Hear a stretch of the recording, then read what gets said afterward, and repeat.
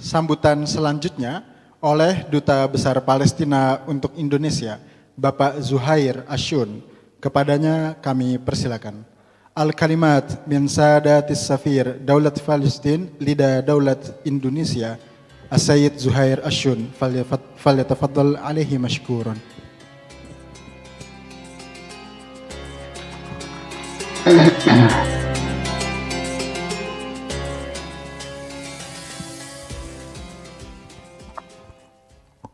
Assalamualaikum warahmatullahi wabarakatuh. Wa as'adallahu sabahakum jami'an. My brother, His Excellency Ambassador Indy, his wife, Ihsan, all sisters, brothers, Assalamu alaikum wa rahmatullahi wa barakatuh. I'm going to give my speech in Arabic, and my translator from the embassy, paragraph, he will translate it to Bahasa to be more understood by all the guests.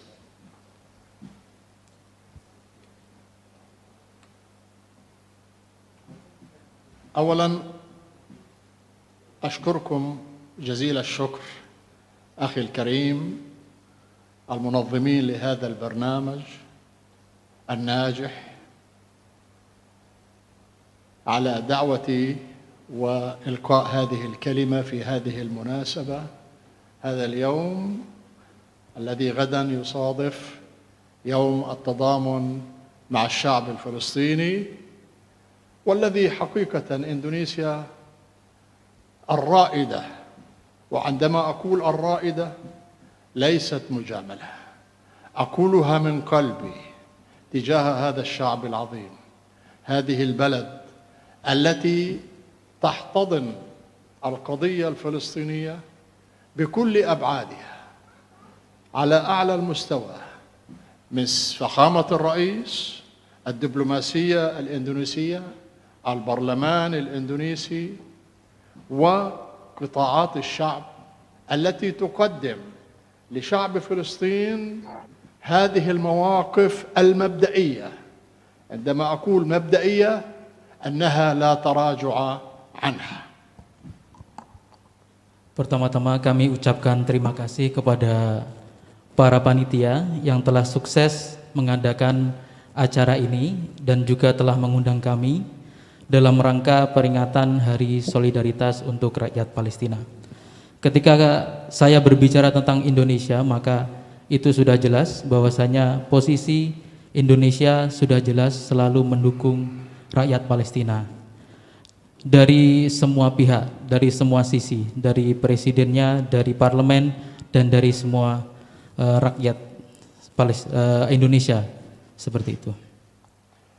يصادف اليوم أو غدا في كل عام 29 نوفمبر إحياء اليوم العالمي للتضامن مع الشعب الفلسطيني، والذي أقرته الأمم المتحدة وفقا لقرار الجمعية العامة عام 1977، من ثم ما تبعها من القرارات اللاحقة التي اتخذتها الجمعية العامة بشأن قضية فلسطين، والذي أدى إلى إلحاق الظلم التاريخي الذي وقع على الشعب الفلسطيني، والذي ساهم في نكبته عام 1947 إثر قرار التقسيم 181 الذي أجحف بحق الشعب الفلسطيني وقضيته. Setiap tanggal 29 November diperingati sebagai Hari Solidaritas Internasional untuk Rakyat Palestina.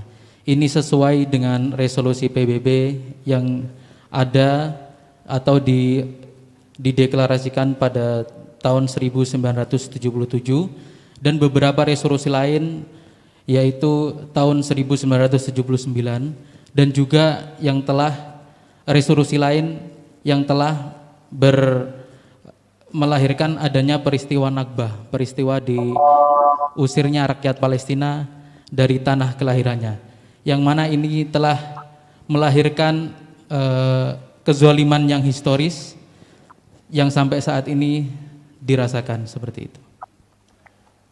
لماذا أقدمت الأمم المتحدة والجمعية العامة على هذه الخطوة بعد أن أدركت أن هناك ظلما تاريخيا وقع على كاهل الشعب الفلسطيني، وأرادت أن تذكر العالم بمسؤولياته تجاه القضية الفلسطينية وعدالة هذه القضية؟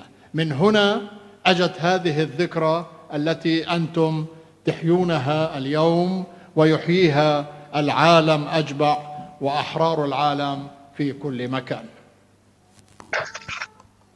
Ini peringatan ini ditujukan untuk sebagai mengingatkan masyarakat internasional atas tanggung jawabnya terhadap isu-isu Palestina.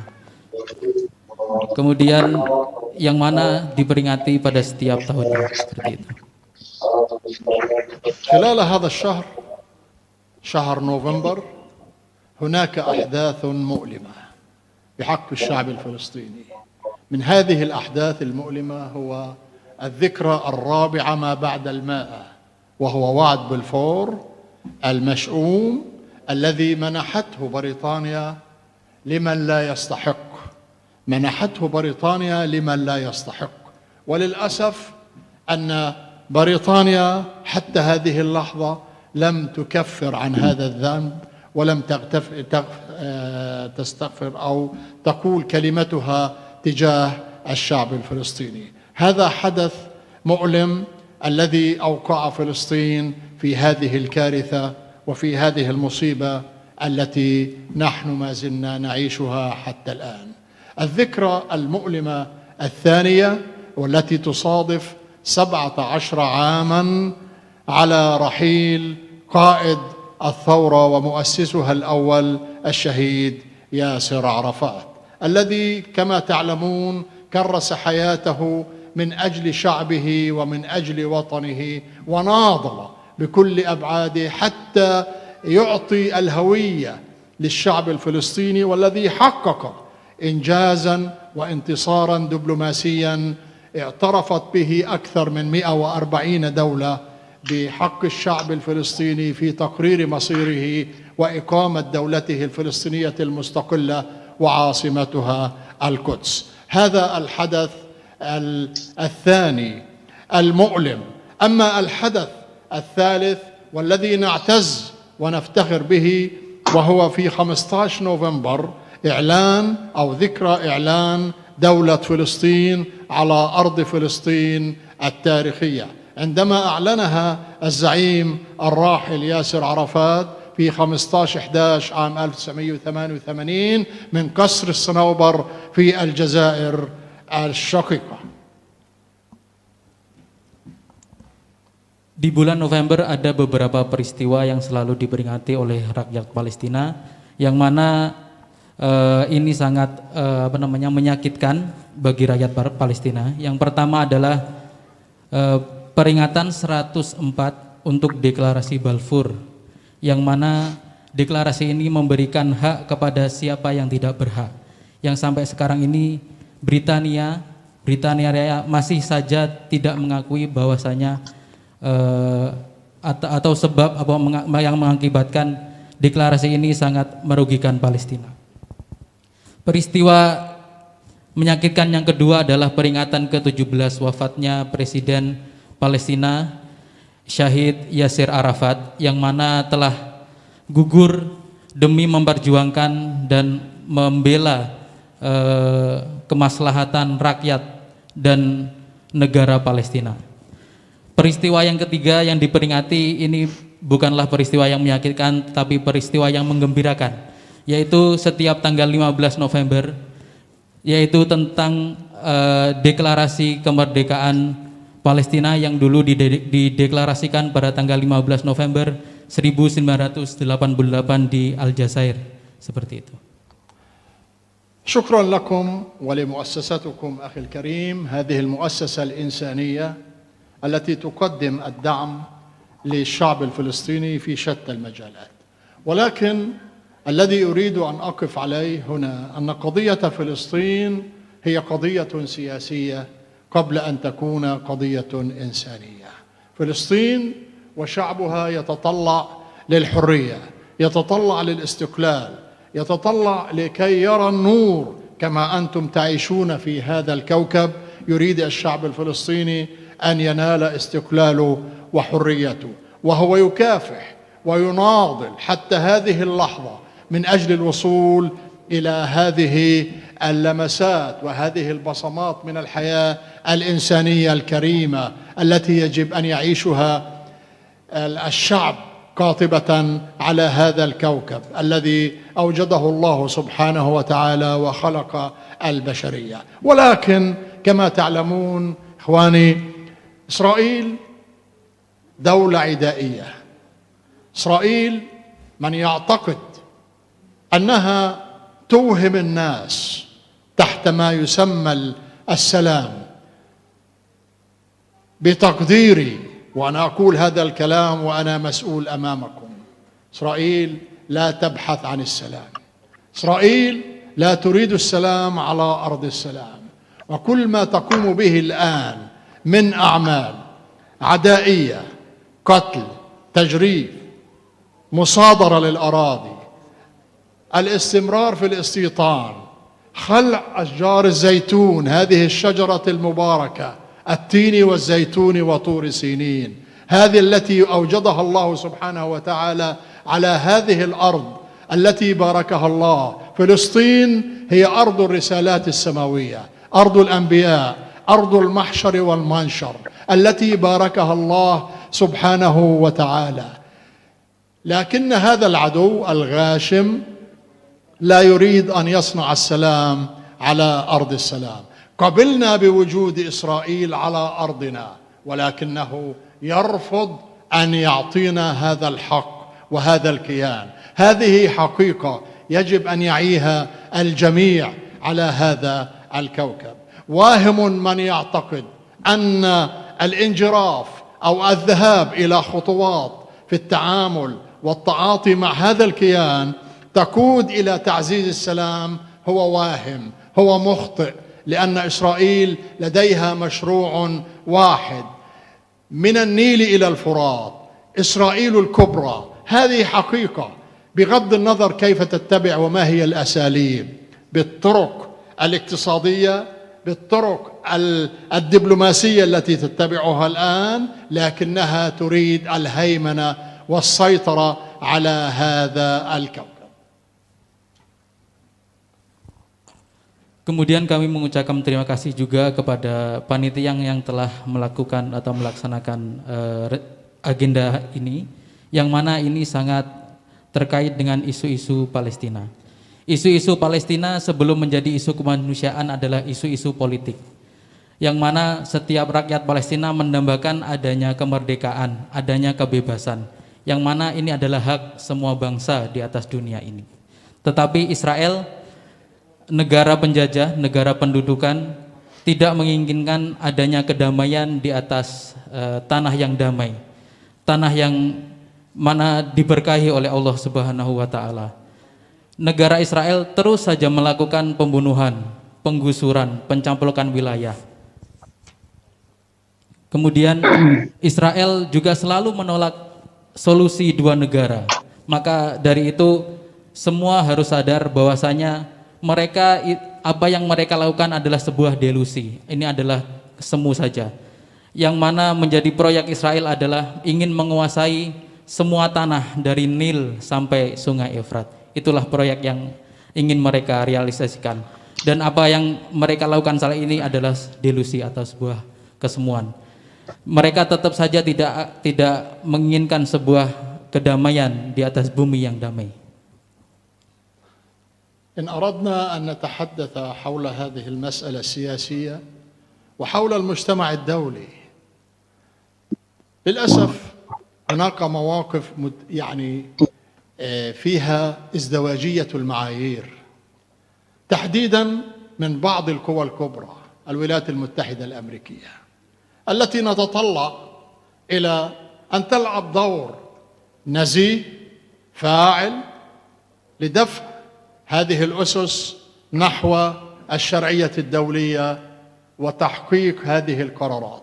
ولكن لننظر إلى سياسة الولايات المتحدة الأمريكية عبر السنين ومنذ أن قامت دولة الاحتلال على أرض فلسطين الطاهرة، نجد أن الأمريكان ليسوا صادقين وليسوا جادين في إيجاد حل، فقط هم يعملوا على إدارة الصراع في المنطقة لإبقاء المنطقة مشتعلة. هذه سياسة الولايات المتحدة الأمريكية. لقد فشل ترامب في سياسته اللعينة عندما أقر بالقدس. القدس خط أحمر بالنسبة للشعب الفلسطيني. إندونيسيا أبدت موقف حازم في هذه المسألة عندما وزيرة الخارجية قالت كلمتها والحكومة الإندونيسية قالت كلمتها وأبلغت السفير الأمريكي وبعثت رسالة إلى الإدارة الأمريكية أن مسألة القدس لا يمكن ولن نستهين بها أو نقبل أن تكون تحت الإشراف أو الإدارة الإسرائيلية. فأخطأ ترامب، فشل لأنه يجهل الصراع ويجهل الواقع المحيط في هذه المنطقة، ففشل بسبب سياسته في هذه المنطقة، فذهب إلى الجحيم وبقيت القدس وبقيت القيادة الفلسطينية موجودة تقاتل وتناضل من أجل ذلك. فهذا هو للأسف الذي يضعف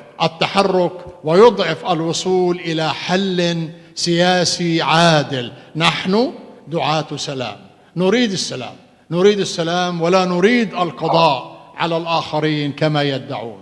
هذا هو الواقع الذي يحيط بنا. نحن شعب نمتلك الإنسانية، نمتلك القدرة، نمتلك الإرادة والشجاعة لصنع السلام على أرض السلام. شعب الجبارين الذي يسكن في هذه الأرض، ولذلك نحن لا نخاف من أحد ولا نهاب. لذلك سوف نستمر إخواني في هذا النضال حتى يتحقق وبمشيئة الله أن هذه الدولة المارقة سوف تزول بإذن الله.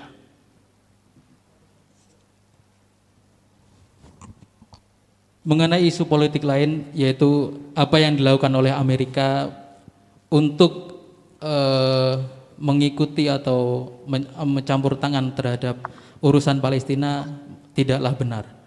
Presiden Trump yang dulu telah memindahkan ibu kotanya ke Yerusalem akhirnya gagal karena dia tidak tahu dan dia tidak mengerti apa esensi dari Palestina, seperti itu. Trump gagal, Trump pergi, Palestina tetap ada di Palestina, seperti itu. Yerusalem adalah garis merah. Kami adalah rakyat Palestina. Kami sangat menginginkan perdamaian. Dan untuk itu kami tidaklah takut terhadap apa isu-isu yang dilakukan kepada kami.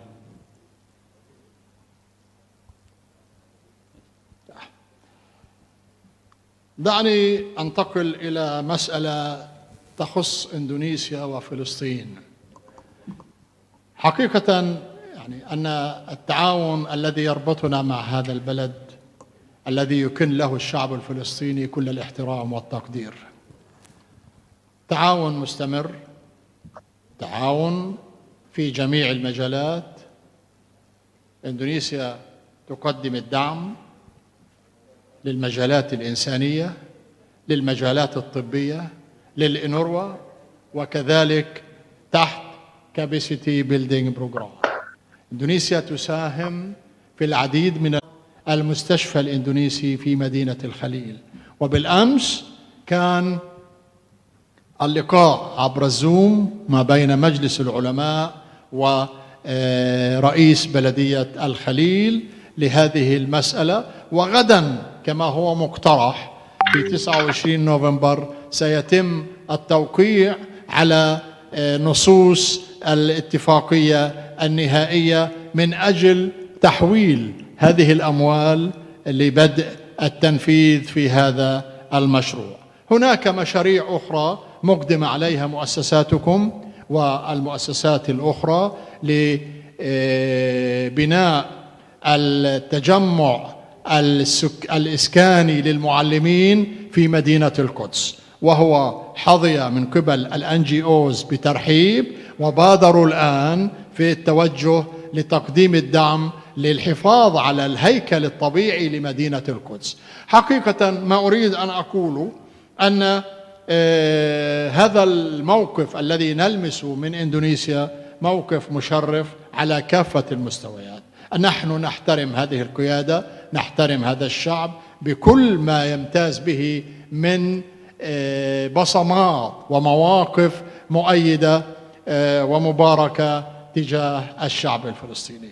إخواني الكرام، لا أريد أن أتحدث طويلا حول القضية الفلسطينية وحول التطورات التي تحصل وأبعادها، لكن أكتفي لأقول لكم كل الشكر كل التقدير على هذه الدعوة، على هذا البرنامج وما سيتمخض عنه من نتائج إيجابية. والسلام عليكم ورحمة الله وبركاته.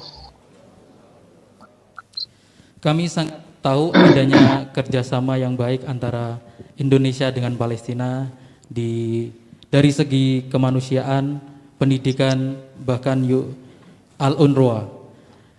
Sebagaimana yang kita ketahui, Indonesia telah membangun rumah sakit di Gaza, dan sekarang yang sedang dilakukan adalah pembangunan rumah sakit di kota Hebron. Kemarin ada pertemuan melalui Zoom antara Majelis Ulama Indonesia dengan Wali Kota Hebron, dan insya Allah pada tanggal 29 besok hari akan ada penandatanganan sebagai penyaluran dana untuk pembangunan rumah sakit Indonesia di Hebron. Selain itu ada proyek yang dilakukan atau atas kerjasama dari Palestina dengan NGO yang ada di Indonesia, yaitu proyek pembangunan asrama di kota Surbahir. Maka dari itu kami sangat menghargai posisi dan kerjasama yang terjalin antara Indonesia dengan Palestina. Kemudian sekali lagi kami ucapkan terima kasih kepada panitia atas acara ini dan atas undangan yang diberikan kepada kami untuk hadir dalam acara ini. Terima kasih. Wassalamualaikum warahmatullahi wabarakatuh.